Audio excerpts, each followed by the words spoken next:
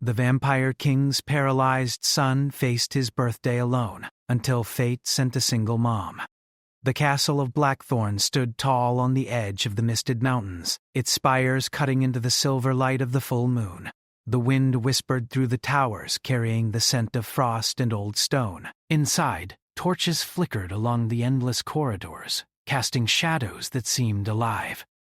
The kingdom celebrated, as it always did, yet one room remained silent. A room at the highest tower, where Prince Alaric, the Vampire King's son, sat alone. Alaric's chamber was large, but it felt like a cage. The tall windows were barred with iron, not to keep him in, but to keep the world at a distance. He sat in a carved wooden chair, his pale hands resting on the armrests. His body had never obeyed him fully. A curse had stolen his mobility at birth, leaving him paralyzed. The finest doctors, mages, and healers had all tried and failed to lift it. And now, on his 21st birthday, he was as alone as he had ever been. From his seat he could see the castle courtyard below. Lanterns hung like stars along the stone paths. Nobles in rich cloaks danced and laughed, their voices carrying upward through the night air. Music floated faintly through the corridors, strings, wind instruments, and the gentle tapping of boots on stone. Alaric's lips curved in a faint, bitter smile. Another year, another celebration that he could never fully join. The Vampire King, Lord Marius, ruled with a quiet fear. His presence was everywhere, even when unseen. Courtiers whispered of his strength, his cruelty, and his unmatched cunning. Yet no one dared speak of the boy, his only son, who was born under the shadow of a curse. For Marius, Alaric's disability was a mark of shame. Though hidden from the world, it was always a source of quiet anger in the king's heart. Alaric did not resent his father openly. He had long learned that rebellion was dangerous. Instead, he turned inward, reading the countless books that lined the shelves of his chamber. He learned languages, history, and magic, the kinds that were permitted to a prince in a cage. Yet knowledge could not replace freedom, nor could it soothe the ache of solitude that lingered in his chest. Tonight, that ache felt sharper. His birthday had arrived with no fanfare in his chamber. Servants had placed a tray of food before him, bread, cheese, and a small glass of spiced wine. Even this small kindness felt distant, as if it were another reminder of how separate he was from the life that flowed beyond these walls. As Alaric sat, he noticed a movement on the far side of the courtyard. A carriage, dark and unassuming, rolled up the cobbled path. He could see the horse's breath misting in the cold air. Curiosity pricked at him, sharp and insistent. Visitors to the castle were rare, and even rarer were those who entered without the king's summons. The carriage door opened, and a woman stepped out. She moved with a natural grace, carrying herself as if the wind followed her steps. Her dark hair was tied back loosely, and her eyes, bright and steady, scanned the courtyard as if she belonged nowhere yet everywhere. She held the hand of a small child no more than 7 years old who clung to her side. Alaric felt an unfamiliar stir of interest. He had never seen this woman before, and yet there was something about her that demanded attention. She did not bow, flinch, or avert her gaze. She was not afraid. And that, in this place of shadows and whispered fear, was remarkable. The carriage came to a halt before the great gates. Guards approached, their spears catching the torchlight. The woman spoke, her voice calm, carrying clearly even in the open courtyard. Alaric could not hear the words, but the firmness, the quiet authority, intrigued him further. Inside his chamber he leaned forward as much as he could, trying to see her face more clearly. The world beyond his window, usually distant and cold, seemed to come alive tonight. Perhaps fate, or some unseen hand, had chosen to break the monotony of his lonely life. A servant knocked gently at his door, breaking his reverie. "Your Highness," she said, her voice trembling slightly, "the king requests your presence in the hall. There is a guest." "A lady, and she wishes to speak with you." Alaric frowned, a mix of surprise and unease. twisting inside him. It was unheard of for strangers, particularly women, to be allowed near the prince. The king's orders were usually absolute, and deviation meant punishment. Yet something in the urgency of the servant's voice told him this was different. "Prepare her room," the king's command had said, or so the servant whispered. "She is to stay, and she is important." Important. The word echoed in Alaric's mind. For the first time, he felt a flicker of hope. Perhaps tonight he would speak to someone who did not see him as a shadow, a burden, or a cursed child. Perhaps tonight he would not be entirely alone. The hours passed slowly. Alaric watched as the woman and the child were guided through the castle's twisting halls. He imagined her thoughts, her courage, and her fears. The child laughed quietly at something she said, a sound so pure it made his chest ache with longing. Finally, a knock came at his door.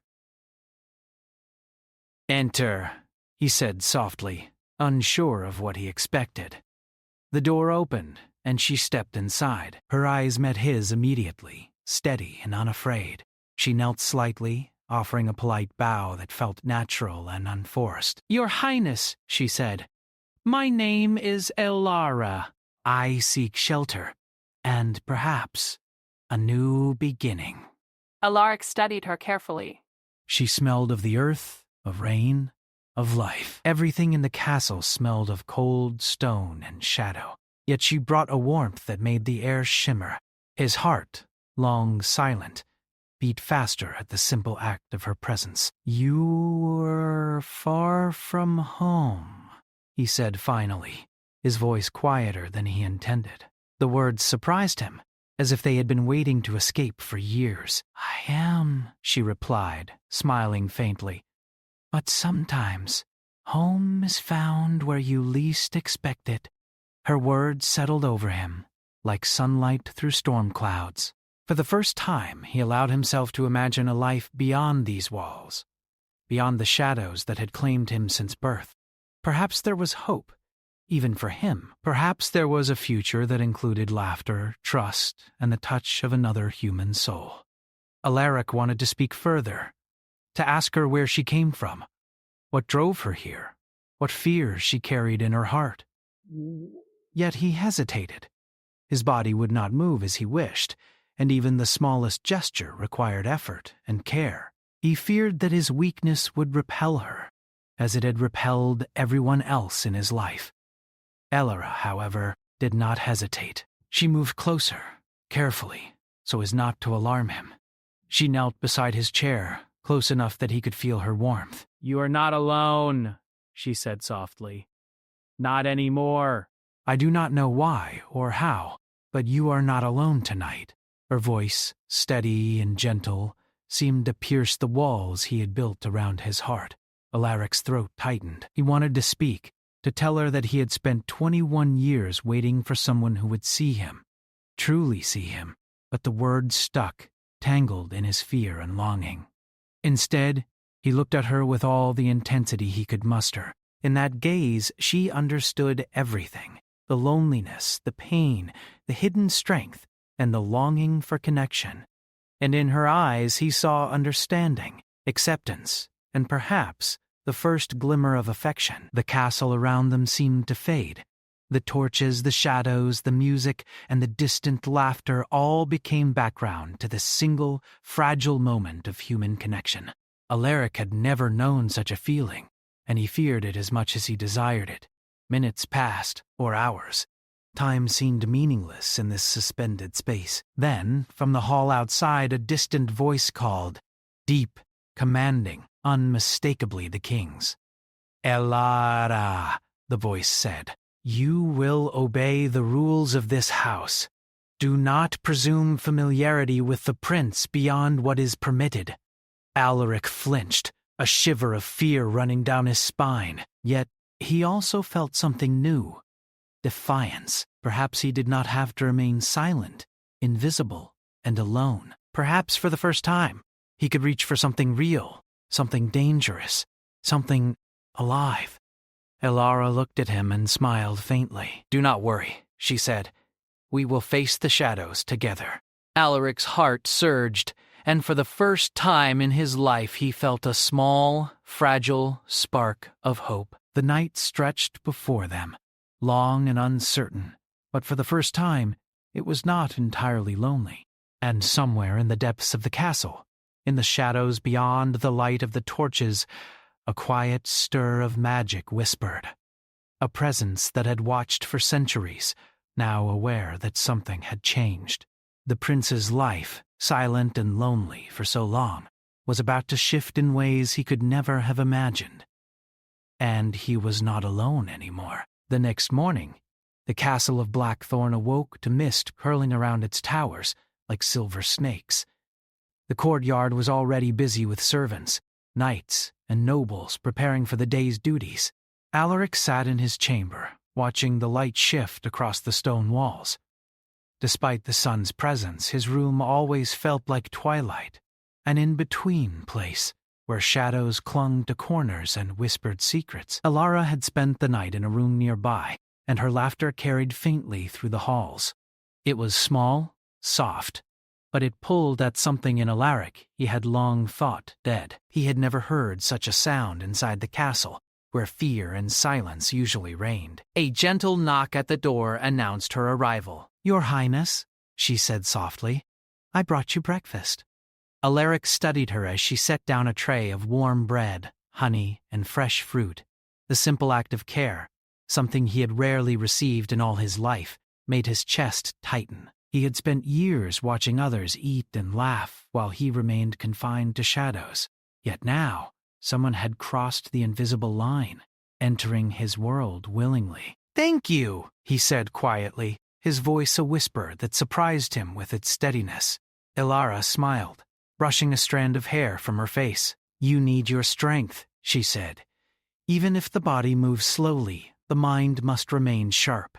Alaric looked at her, studying her eyes. There was a confidence there that was rare in the castle, an unshakable steadiness that did not bend to fear or command.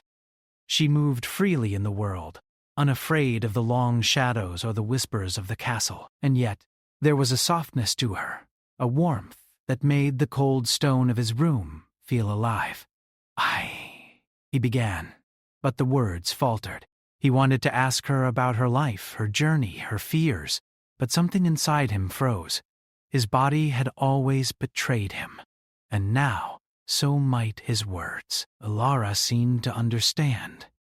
She nodded once, sitting beside him without touching, respecting the invisible boundary of his space. "Then let us start slowly," she said.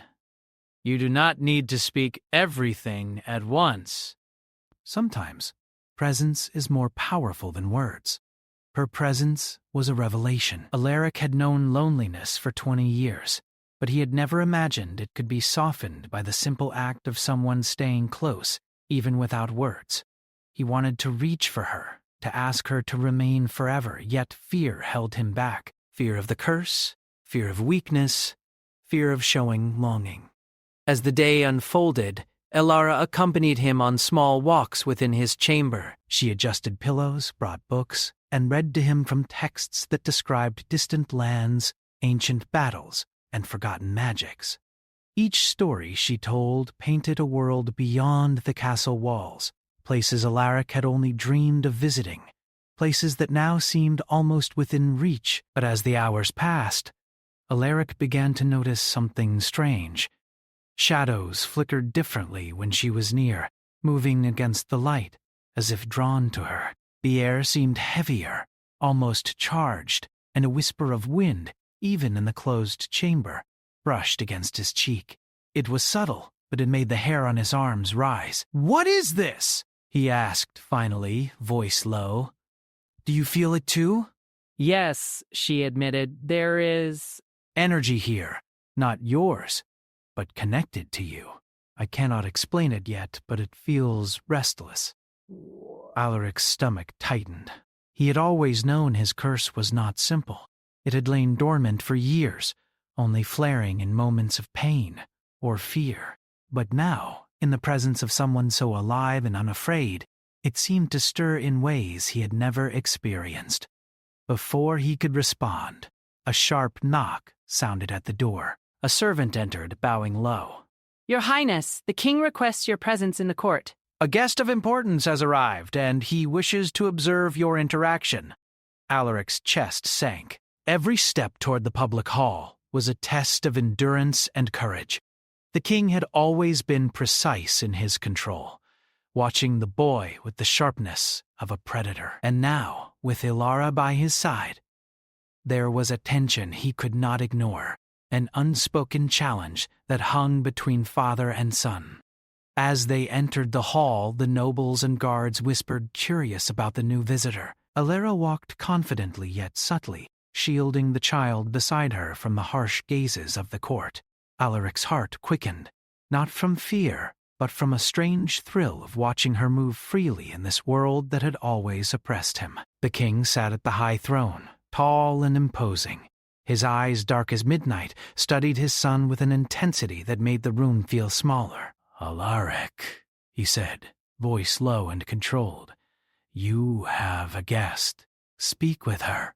Learn what she seeks. The king's words were both command and warning. He must not falter, but every instinct told him that his control could slip if he reached for Ilara too openly. Ilara stepped forward. "Your Highness," she said, bowing respectfully, "I come seeking shelter. My journey has been long and dangerous. I only ask for protection, for me and my child." The king's eyes narrowed slightly. "Protection is not freely given in this kingdom," he said. "And proximity to my son is not a privilege lightly earned." Alaric felt a surge of frustration. He wanted to speak, to defend her, to claim even a small piece of freedom from his father's shadow, but the words tangled in his throat. Instead, he met her gaze silently, and she understood. She did not need his voice. The connection was already there. Days passed, and Alaric and Ilara spent hours together in his chamber. She taught him small exercises, encouraged him to stretch and move his fingers. She read to him from books, sharing stories that stirred his imagination. She brought the child to visit, whose laughter and curiosity became a balm to Alaric's heart. Yet, with each passing day, the curse's presence grew stronger. Shadows crept along the walls even when the sun touched the stone floors. Strange whispers echoed faintly in the corners, and Alaric's strength sometimes faltered, leaving him breathless and fearful. One evening, as the moon rose high and silver light spilled into his room, Alaric attempted to reach for her hand.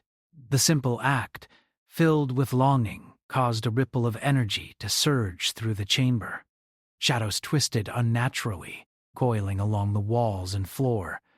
The air thickened, carrying a whisper of cold that made the hairs on his neck stand. Ilara noticed immediately. "Alaric, stop," she said gently but firmly. Her eyes glowed faintly in the moonlight, as though some hidden power stirred within her.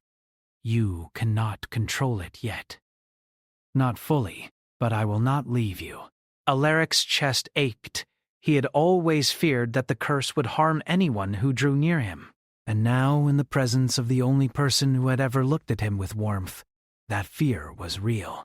"I do not want to hurt you," he whispered, voice trembling.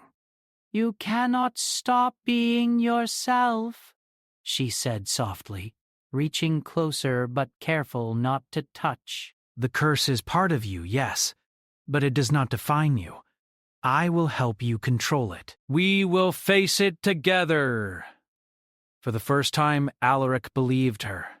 For the first time, he dared to imagine that the shadows could be tamed, that the curse could be faced without losing the only person who had brought light into his life.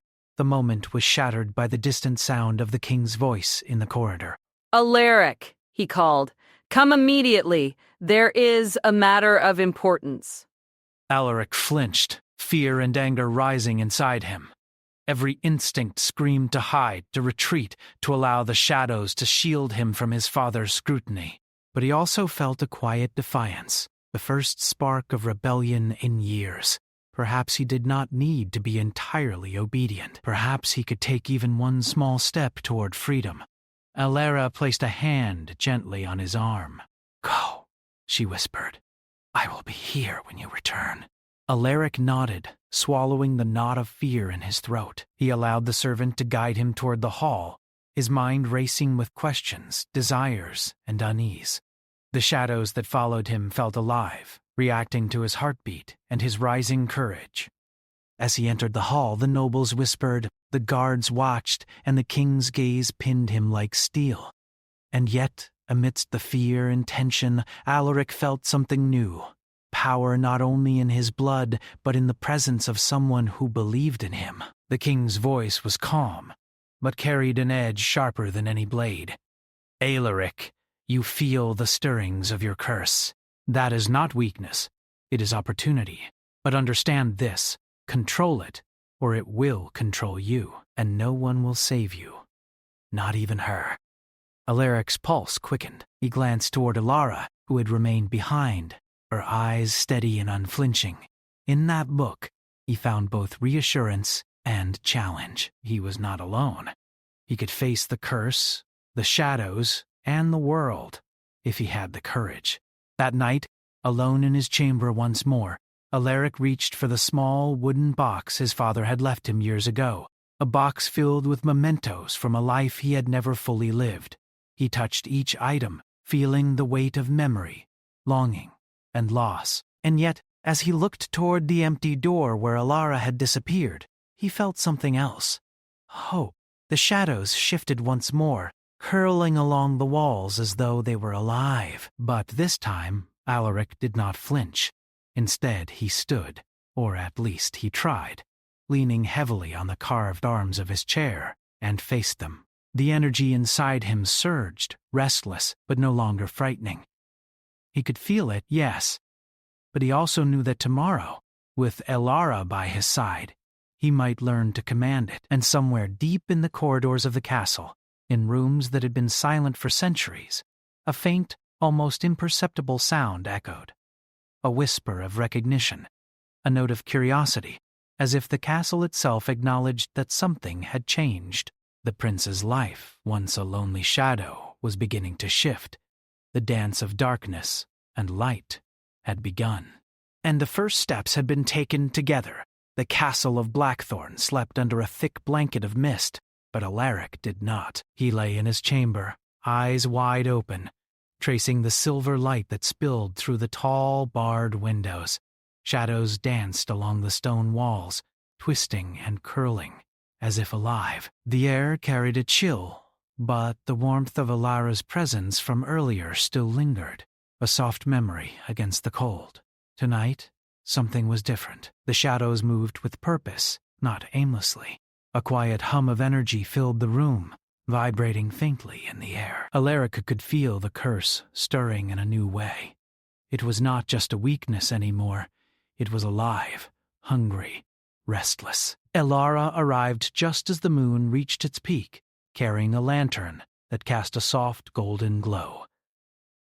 The child she cared for slept in a small bed in the corner, exhausted from the day's journey. Alara moved silently, as if she understood that even a whisper could stir the curse.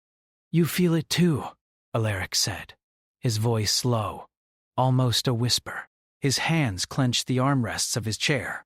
"The shadows, they are different tonight." Alara's eyes softened with concern. She knelt beside him, careful not to touch directly. "Yes," she said. "I can feel it. Something is stirring deep in you, something ancient. It is connected to your curse, but also to your heart." Alaric's throat tightened. He had long feared the curse, had long accepted that it was a mark of weakness and isolation. But hearing her say it was connected to his heart, his soul, made the fear sharp and strange. Could it be that the darkness inside him was not only punishment, but power waiting to be understood? "I do not want to hurt anyone," he whispered. "Not you, not anyone." Alara smiled faintly, her hand hovering near his. "You will not hurt me," she said, "but you must face it. You cannot run from what is inside you." Not if you want to live freely. Alaric swallowed hard. The words made him shiver. He had spent 20 years running from his father's shadow, from court whispers, from the curse itself. Yet Alara's calm, steady presence gave him courage he had never known. Together they began small exercises. Alara had discovered something unusual about herself during their time together, a faint, inherited magic that resonated with Alaric's energy. It was subtle at first, a warmth in her hands when she was near him, a tiny spark of light that followed her breath. She guided him gently, encouraging him to reach for the small sparks of control he could command over the shadows. The first attempt was terrifying. Alaric focused, willing his hands to move, willing the shadows to obey. The shadows twisted violently, coiling and thrashing as if resisting him. His chest burned with effort, his heart raced, and for a moment he felt powerless again. Alara's voice broke through the fear. "Breathe, Alaric. You are stronger than you believe. Let the darkness feel your heart, not your fear." He did. Slowly, carefully, he allowed the shadows to flow through him, not as enemies, but as extensions of himself. The movement was clumsy at first, like a child learning to walk, but then it steadied. A ribbon of shadow swirled at his fingertips, responding to his thoughts, his intentions. Alaric's eyes widened in shock. I control it." Alara nodded, her smile warm and proud. Yes, you are learning. But there is more. Much more. The curse is older than your father, older than this castle. It is bound to your bloodline, and to break it completely, we must face its origin. Alaric's chest tightened. He had long suspected the curse was not just a physical punishment, but a legacy of the family, a shadow that had haunted the royal bloodline for centuries. Where do we start?" he asked. Alara's gaze darkened. "We must find the spirit that cast the curse. It still lingers in this kingdom, watching, waiting." It will test you, Alaric, in ways you cannot imagine. But you will not be alone. For the first time, Alaric felt both fear and hope entwined.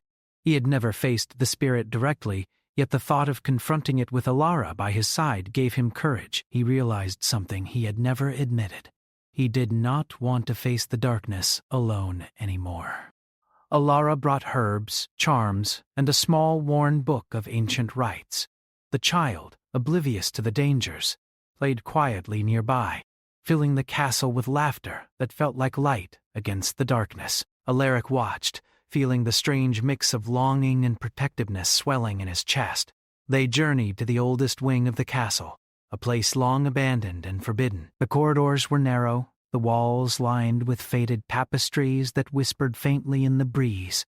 Shadows moved unnaturally here, curling and twisting in anticipation, as if aware that the prince had come. Alara guided him gently. "The spirit will test you," she warned. "It knows fear. It knows weakness. You must meet it with courage and honesty, not with anger or hatred." Alaric nodded. He tried to steady his breathing, to control the subtle tremor in his hands. The shadows were alive around him, moving in response to his heartbeat. He felt the curse pulse, reminding him of the danger, yet he also felt something new, a spark of power he had never known, fueled by his trust in Alara. They reached the inner chamber, a circular room with a high domed ceiling. Moonlight streamed through cracks in the walls, illuminating the dust and cobwebs. And there, in the center, a presence stirred, a faint glow, a whisper of cold that made Alaric's skin prickle. The spirit manifested, taking shape as a dark figure cloaked in mist and shadow.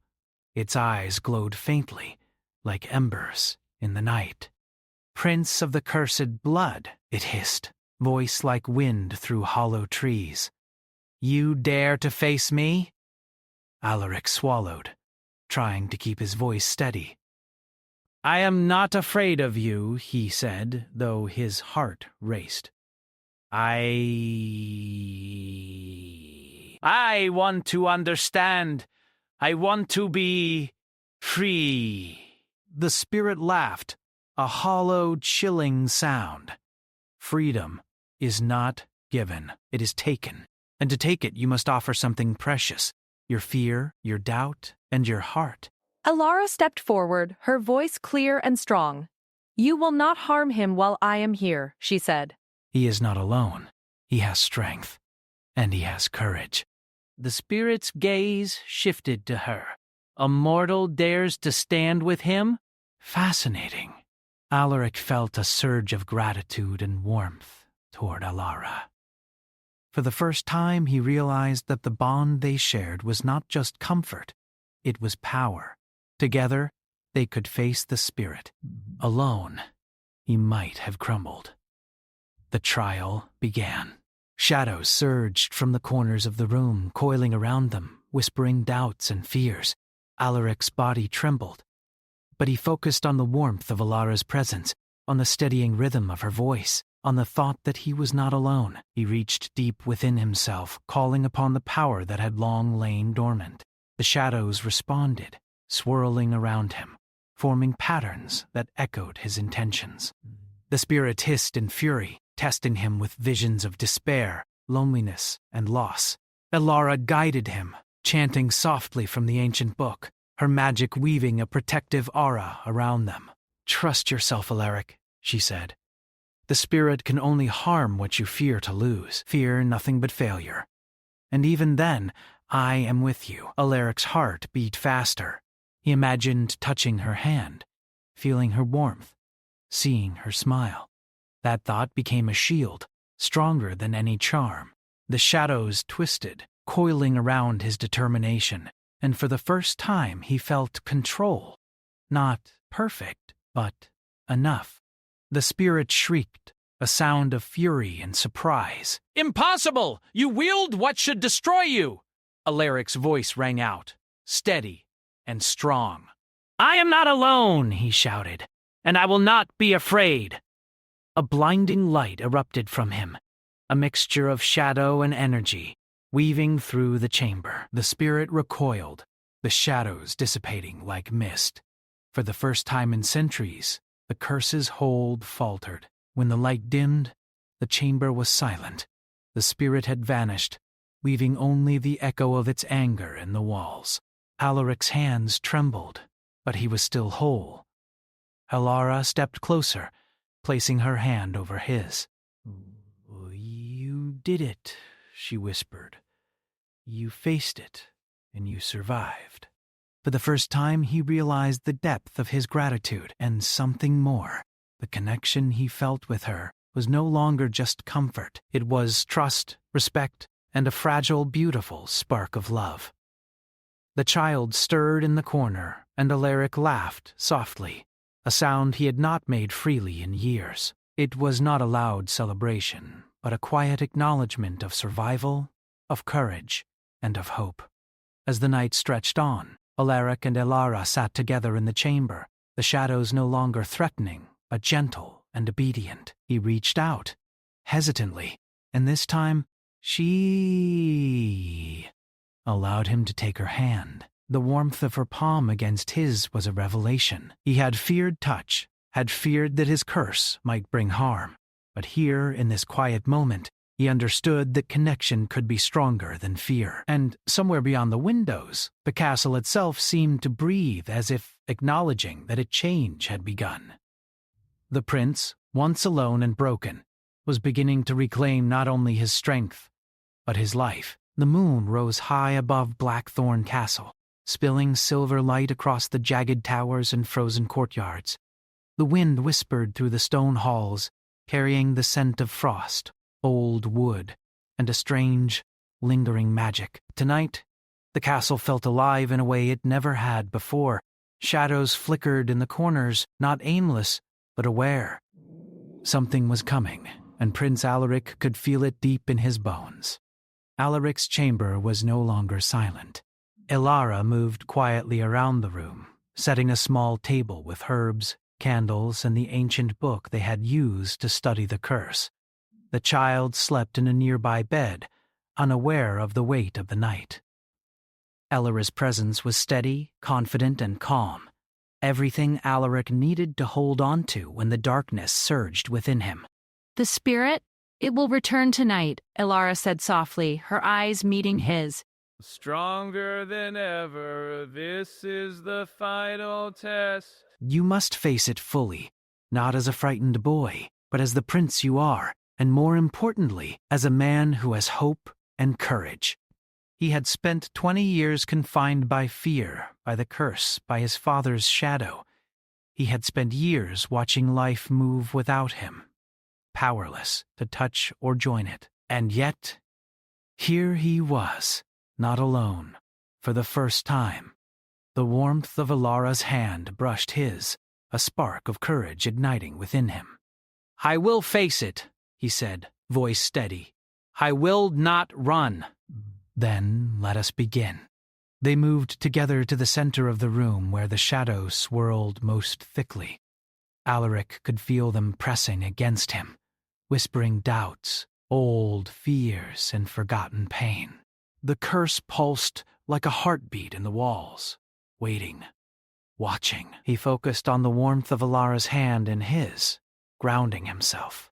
Remember, she whispered, fear only gives it power. Face it with your heart, not your mind. The shadows erupted violently, twisting and writhing. The air grew thick, charged with the energy of ancient magic. Then, like a mirror cracking in slow motion, the spirit appeared. It was taller and darker than before, its eyes burning with a cold light that pierced the chamber. You dare challenge me again? It hissed, voice like wind over frozen stone. I have watched your weakness for centuries, and you have still not learned your place. Alaric swallowed, feeling fear rise like fire in his chest.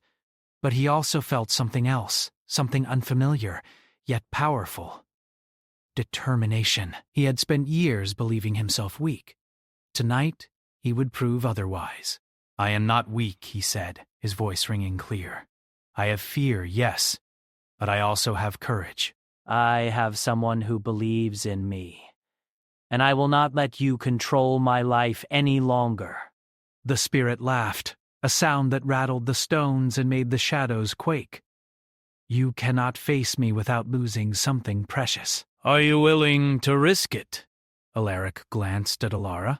Her eyes were calm, steady, full of trust. In that moment, he understood. The greatest risk was not physical. It was allowing himself to care, to hope, to connect. I am ready, he said. The shadows surged, forming into shapes of his worst fears, moments of loneliness, isolation, and failure. Alaric's chest tightened, but he did not retreat. He breathed deeply, feeling the pulse of the curse within him, acknowledging it instead of denying it. Elara stepped forward, chanting softly from the ancient book.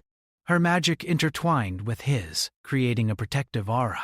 Alaric could feel the energy respond to his own intentions, bending not in resistance but in harmony. For the first time, he was not merely enduring the shadows.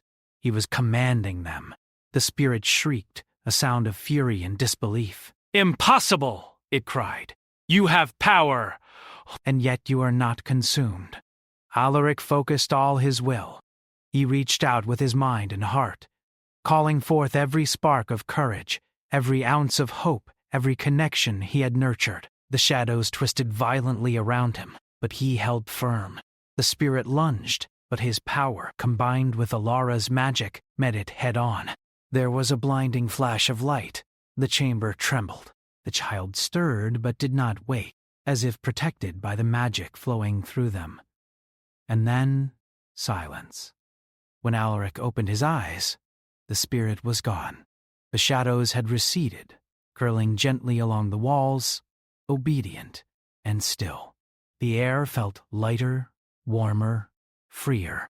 For the first time in centuries, the curse had been weakened, not fully gone, but no longer absolute. Elara stepped closer, her hand in his.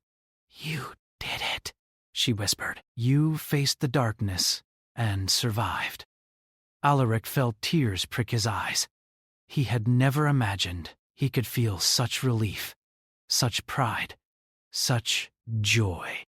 "I could not have done it without you," he said softly. You never are alone, she replied. Not now. Not ever. For a long moment, they sat in quiet, hands intertwined, the warmth of connection stronger than any shadow that had haunted him. The castle around them seemed to breathe with the new energy. The ancient stones themselves seemed to acknowledge a shift, a recognition that a prince had claimed his courage, and with it, a measure of freedom. The next morning, Alaric awoke with a new awareness. His hands could move more freely. His chest no longer ached with fear, and the shadows, though still present, no longer held dominion over him. He could stand, with effort, and take steps, even if short. It was not complete freedom, but it was a beginning. He found Elara in the chamber, tending to the child. Their eyes met, and he smiled. A genuine, unguarded smile. She returned it, her presence radiant, and he realized that for the first time he looked forward to the future. The castle was alive with whispers of the event. Nobles spoke cautiously of the prince's newfound strength, and the vampire king observed in silence. Marius, who had always ruled through fear and control, watched his son, and something shifted in his gaze. Perhaps he began to see not only the prince he had feared, but the man his son could become. Days passed, and Alaric's strength grew. He trained with Elara by his side, learning to move with intention and control, mastering the shadows that once terrified him.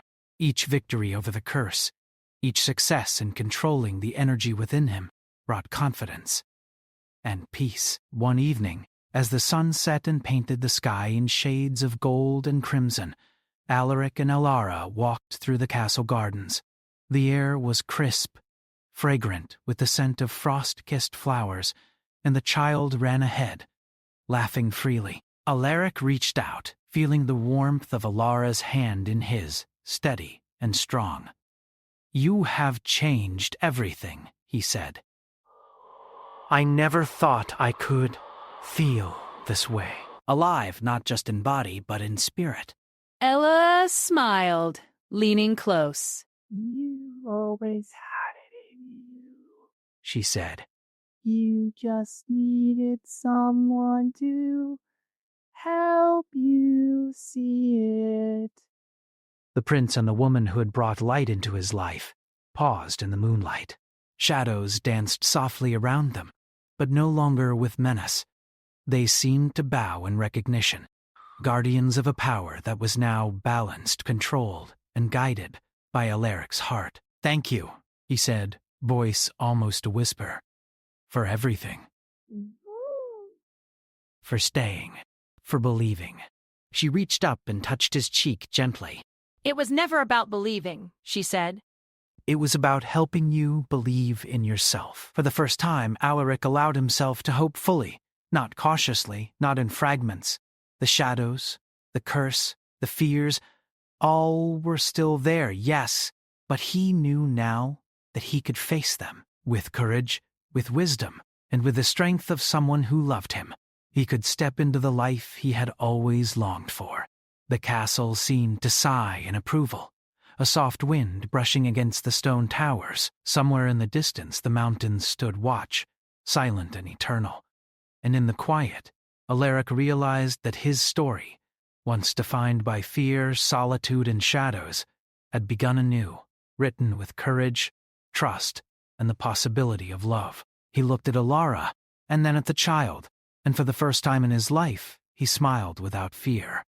The prince who had faced the curse, who had been paralyzed and alone, was no longer defined by darkness. He was free, free enough to move, to hope, to love, and to be loved in return. And as the moonlight bathed the castle in silver, Alaric knew the truth that had always eluded him. Even in the deepest shadows, a heart filled with courage and love could illuminate the world. The night whispered around them, soft and approving. A new chapter had begun. And for the first time, Prince Alaric was not alone.